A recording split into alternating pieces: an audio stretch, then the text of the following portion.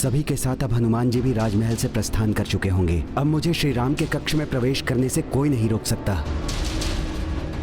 श्री राम जी को अब मैं ब्रह्मा जी का संदेश दे सकता हूं।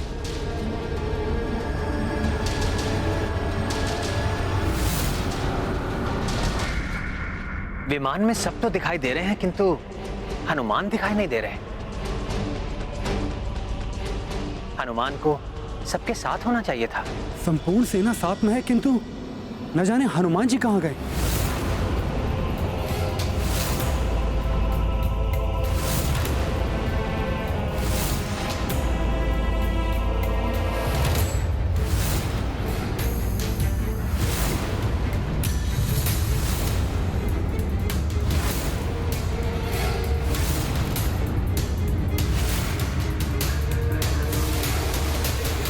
प्रतीत हो रहा है हनुमान सबके साथ नहीं गए, अर्थात वो अभी भवन में ही है।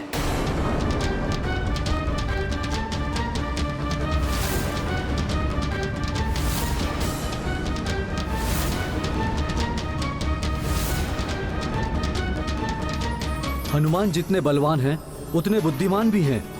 यदि उन्होंने यमराज को राजभवन में देख लिया तो शीघ्र ही समझ जाएंगे कि यमराज क्यों आए हैं यहाँ पर। मैं आपसे सहमत हूँ वरुण देव। फिर यमराज को तो एक क्षण के लिए भी वहां नहीं रुकने देंगे हनुमान। किंतु हनुमान सेना के साथ गए क्यों नहीं? यमराज को तो ज्ञात ही नहीं है कि हनुमान भी वहीं पर है।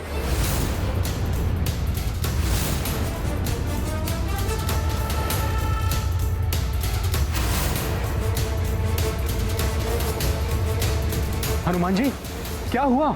मैं आपको ही देखने जा रहा था। हनुमान जी,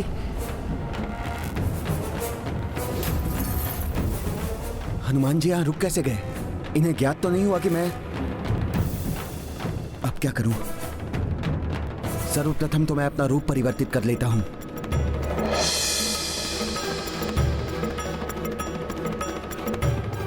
आप सेना के साथ क्यों नहीं गए? लक्ष्मण भैया, एक बहुत ही महत्वपूर्ण कार्य हेतु मुझे यहाँ रुकना पड़ा।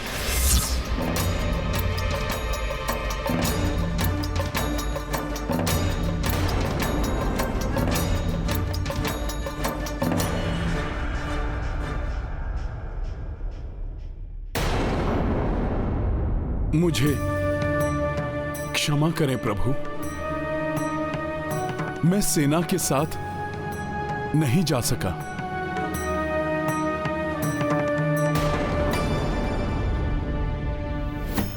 यदि हनुमान जी ने न जाने का निर्णय ले लिया तो मैं अपने उद्देश्य में कदापि सफल नहीं हो पाऊंगा। प्रभु, माता सीता ने मुझे आप सबकी देखभाल का दायित्व सौंपा है, इसलिए। तो मुझे युद्ध में जाने से क्यों रोका? मैं ही। वो बात नहीं है लक्ष्मण भैया, मैं तो जा ही रहा था, किंतु माता का आशीर्वाद लिए बिना मैं कैसे जा सकता था? ओह, तो हनुमान जी इसलिए रुक गए। माता, आप मुझे आशीर्वाद दीजिए।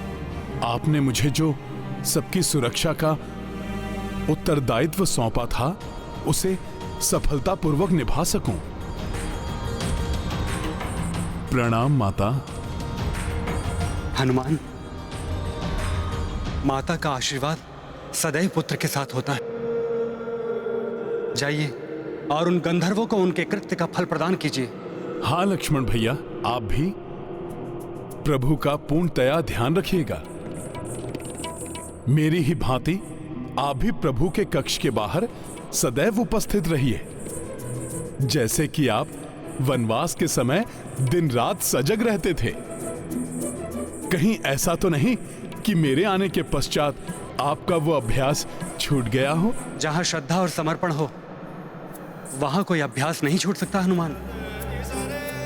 आप निश्चिंत होकर जाइए। मैं भैया की परछाई की भांति सदैव इनके साथ रहूंगा। चिंता मत कीजिए हनुमान। वनवास में मैंने जैसे भैया की सेवा की थी वैसे ही अब भी करूंगा। उचित है लक्ष्मण भैया,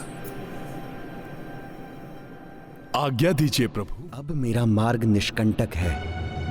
किंतु हनुमान जी यदि पुनः आ गए तो?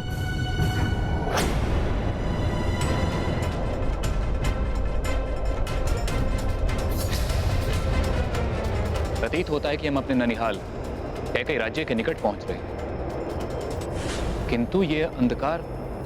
भरत, ये अंधकार गंधर्वों की उपस्थिति से उत्पन्न हुआ है यहाँ। परंतु हनुमान जी कहाँ हैं? उन्हें तो हमारे साथ होना चाहिए था। उन्हें ही तो गंधर्वों को परास्त करने का और उनके अस्त्रों को निष्क्रिय करने का अनुभव है। लव, सावधान हो जाओ।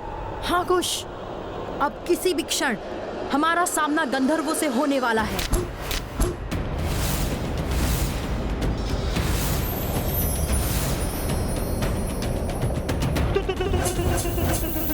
यदि मेरे कारण पुष्कल को कोई क्षति पहुंची तो मैं स्वयं को कभी क्षमा नहीं कर पाऊंगा। मामा श्री क्षति पुष्कल या किसी अन्य को नहीं, गंधर्वों को पहुंचेगी, क्योंकि हनुमान के कारण हमें इन गंधर्वों के अस्त्रों को निष्क्रिय करने का रहस्य ज्ञात हो गया है। अब हम इन गंधर्वों को परास्त कर देंगे। रघुवंशियों को हमारे अस्त्रों की काट के बारे में हनुमान के कारण ज्ञात हो गया है, अतः सावधान रहना गंधर्व वीरों। हमें उनकी दृष्टि से स्वयं को छिपाकर ही वार करना होगा। सावधान हो जाओ, वो सेना के साथ आ रहे हैं, जिसका अर्थ है वो युद्ध जीत को हमें नहीं सौंपेंगे, अभी तो युद्ध करेंगे। अब हम उन्हें दिखा देंगे कि क्या होता है गंधर्वों से युद्ध करने का परिणाम।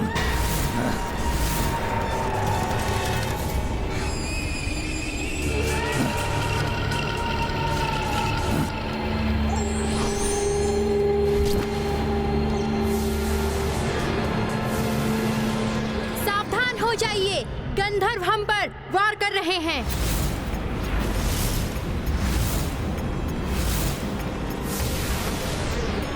वीरों, गंधर्वों के अस्त्रों पर नहीं, गंधर्वों पर वार करो, क्योंकि हनुमान ने हमें बताया है यदि हम इनके अस्त्रों पर वार करेंगे तो हमारा वार पलटकर हम पर ही द्विगुणित भीषणता से प्रहार करेगा।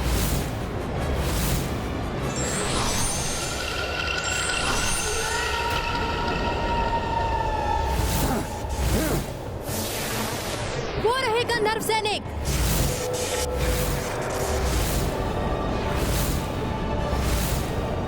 उन्हें ही लक्ष्य बनाना है हमें। करो प्रहार।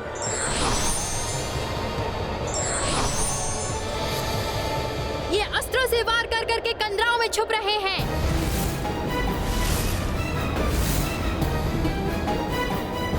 ये चालाकी कर रहे हैं हमसे, जिससे कि उन्हें कोई हानि ना हो और उनके अस्त्र और भीषण होते जाएं। वो हमें फंसाने का प्रयास कर रहे हैं। ऐसी ही चालाकी उन्होंने हमारी सेना के साथ भी की थी। हम उनकी चालाकी में नहीं फंसने वाले। हमें पुष्पक को नीचे ले लेना चाहिए ताकि उनका फार विफल हो जाए।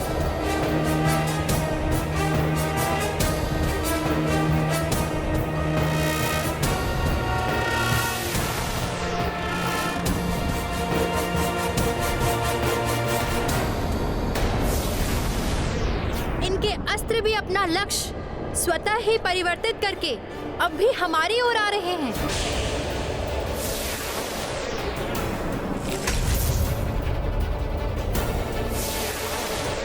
ये तो विकट स्थिति उत्पन्न हो गई है। ना तो हम इन पर वार कर सकते हैं और ना ही इनके वार से बच सकते हैं।